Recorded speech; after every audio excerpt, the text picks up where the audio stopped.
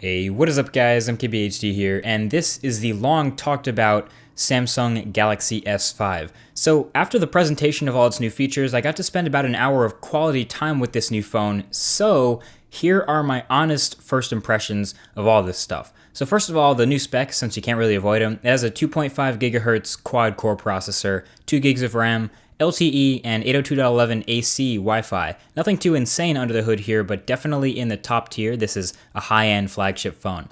So on the front, it's rocking a slightly larger 5.1-inch 1080p AMOLED display, just a bit bigger than the 5.0-inch Galaxy S4, and that right there is the symbol for pretty much everything else about this phone. It's just slightly bumped up from the Samsung Galaxy S4 in a lot of ways. But one way it definitely did surprise is the build material. So the back of this phone, as predicted, feels a lot like the soft touch on the back of the Note 3, but without the leather stitching on the edges. But then for some reason they added this unsightly bumpiness to it, like the dimples on the back, and I'm not sure how I feel about this. I mean, it kind of reminds me of the original Nexus 7, plus some sort of golf ball hybrid going on. It's weird. I can't say I'm a fan of it right now. But anyway, there are 4 colors: the black with the black front, the white, which has white bezels, the blue, which I guess is the least bad looking of the bunch, I guess, and it has black bezels, and then there's also the gold, which I like to call the Band-Aid edition. Anyway, at least the build of this guy has a tiny bit of reasoning behind it. Despite its removable back and totally expandable storage and totally swappable 2800 mAh battery, the Galaxy S4 is still IP67 certified now. Now, I'll leave a link in the description to exactly what IP67 means, but basically the 6 means it's totally dust-proof no matter how small the grain, and the 7 means it's water-resistant, but not waterproof. Definitely a difference there. But what's cool is this doesn't seem to have a huge effect on the build of the phone. Like I said, the back is still removable. It only leaves me worried about that speaker quality, so we'll see how that turns out. Anyway, I think I played with this phone for maybe 15 minutes before I actually noticed that the front buttons, the layout has changed. So now it's a back, home, and multitasking button. No more capacitive menu button. All the menu buttons will be in software now on the screen. And of course, this carries over into Samsung's other tablets as well, so I guess it shouldn't really be much of a surprise.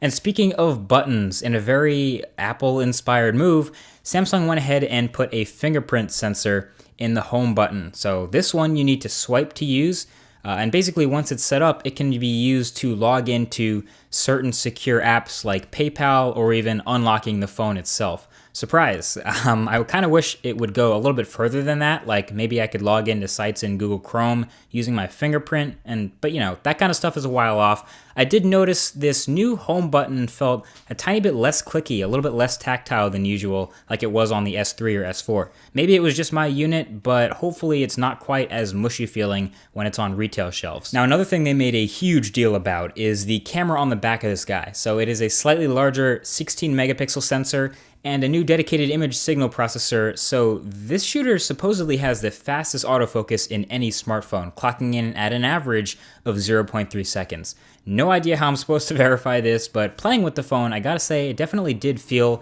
like a quality high-end phone camera. And this is no surprise coming from Samsung, really. The Galaxy S4 had a great camera. The Galaxy Note 3 had an even better camera. It shot 4K video. And this new S5 is another step up. So 16 megapixels, obviously. The photos are high res. It takes 4K video as well.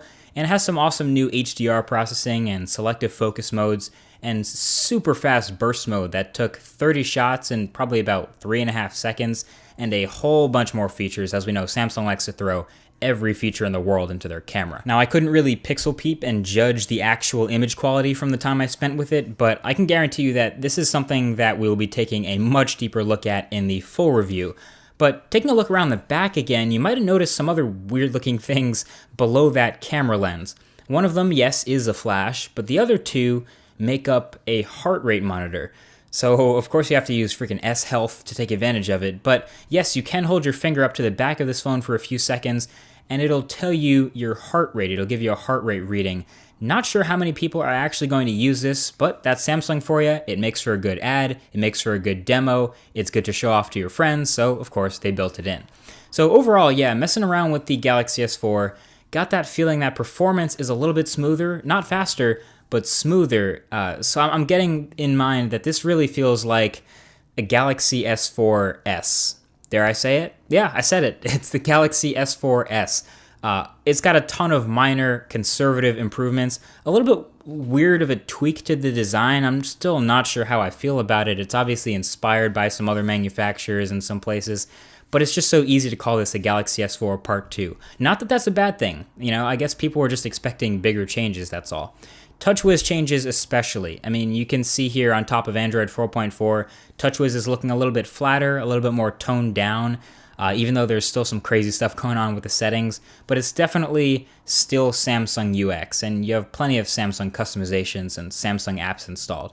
You even have Samsung's My Magazine one swipe to the left of your home screen, like Google Now on a Nexus or BlinkFeed on the HTC One. So they still want you to use Samsung services and think of this as a Samsung phone. And I'm not complaining, I'm just saying.